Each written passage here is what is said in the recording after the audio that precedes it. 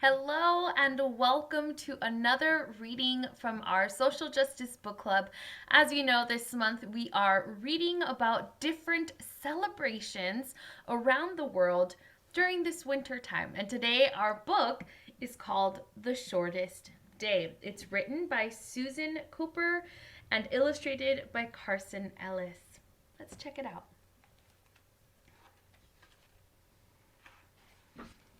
The Shortest Day.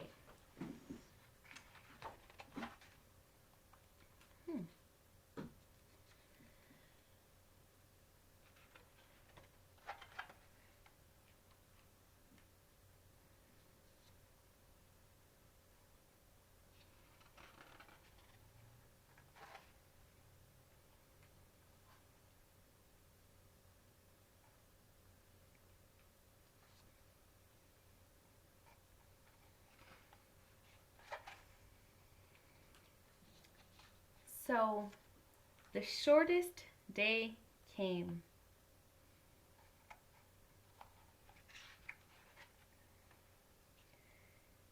And the year died.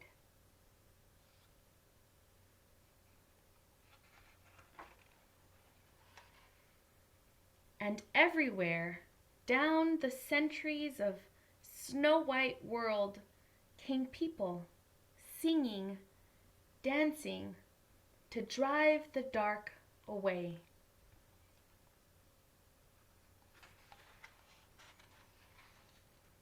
They lighted candles in the winter trees. They hung their homes with evergreens.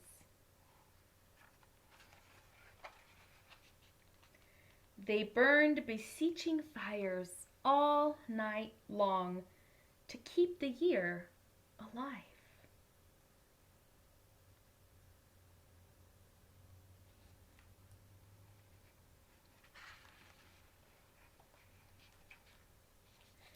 And when the New Year's sunshine blazed awake, they shouted, reveling.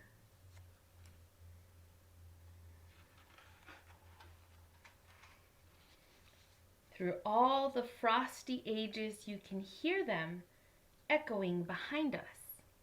Listen.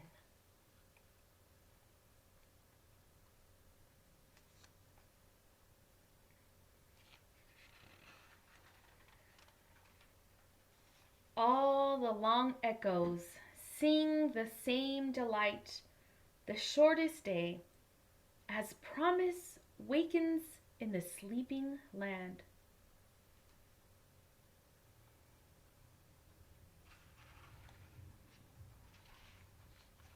They carol and feast and give thanks, and dearly love their friends and hope for peace.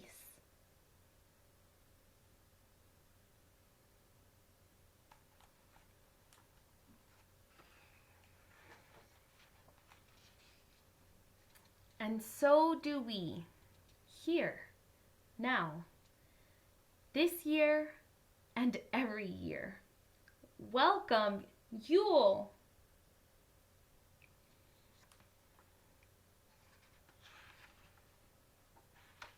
Here's a quick note from the author. From the very beginning, our lives have been cyclical. At the solstices, the sun reaches its highest point in our sky.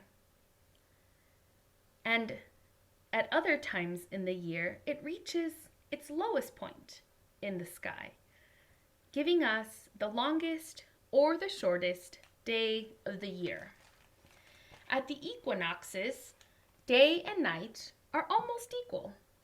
Spring equinox, summer solstice, autumn equinox, winter solstice. Round and round they go. If you live on a planet that circles the sun, your time is governed by the patterns of light and darkness, summer and winter, warmth and cold, and of course, life and death. Once our forebears learned to farm, they planted and harvested at the equinoxes, but it was the solstices that caught their attention, the extremes, They watched their days shrink from the bright abundance of high summer to the bleak, dark, cold winter, and they invented rituals to make sure that the light would come back again, to bring the new day, the new year, and the rebirth of life.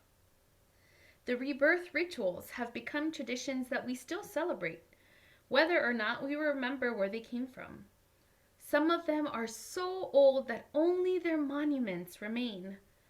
On the morning of the winter solstice at the great earthwork Newgrange in County Meath, Ireland, the day's first beam of sunlight shines in through a passage that Neolithic people built there 5,000 years ago to catch it. And for 17 minutes, a dark room deep within is filled with the sunshine of the shortest day. It's a universal impulse, this celebration of light as a symbol of continuing life. The Yule and the evergreen of my poem come from Northern Europe, but the candles in those Christmas trees belong to the same family as the menorah candles of Hanukkah or the oil lamps of Diwali. Christianity and many other faiths share their intention. They are the lights of hope, reaching for the triumph of good over evil. The shortest day is for everyone. I wrote the poem for theater, for a joyful celebration of the winter solstice in music and dance and word that's known as the Christmas Revels. Every year on Revel stages in 9 cities across America, an actor steps forward and begins quietly, just as we did. So the shortest day came, and everyone who is listening is reminded that above all they too, at this time of celebration, feast, give thanks, and dearly love their friends and hope for peace. And so when the actor reaches the last line, the whole audience repeats after him or her in a great exuberant shout, "Welcome, Yule!" The Jack of my dedication at the beginning of the book is the singer-director John Langstaff, who founded the Revels. Its seed was sown in his childhood when his family always had a big Christmas party for their friends. Their house was full of candlelight and good food and evergreens, and everyone sang carols or played music or recited a poem. When your family and friends celebrate Christmas in their own way, maybe you can astonish them by standing up and reciting the shortest day. Jack would like that. And the family suddenly will be very large indeed. So here we see the shortest day poem as it was originally written and an image of the sun. See people down here, it looks like they're cheering and excited that the sun is back. The winter solstice as a festival, as a tradition, as a holiday, is celebrated by so many people around the world. And it's celebrated just a few days before Christmas, the way that we celebrate Christmas.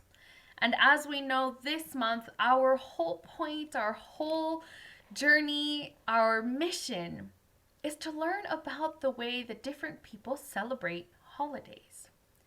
If you were paying attention, there might have been a few items in here that might look familiar to you. I don't know if you saw that evergreen with lights in it.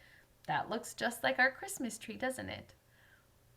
When we pay attention to other holidays and traditions, whether cultural and or religious, we find that there is so much more similar about us than there is different.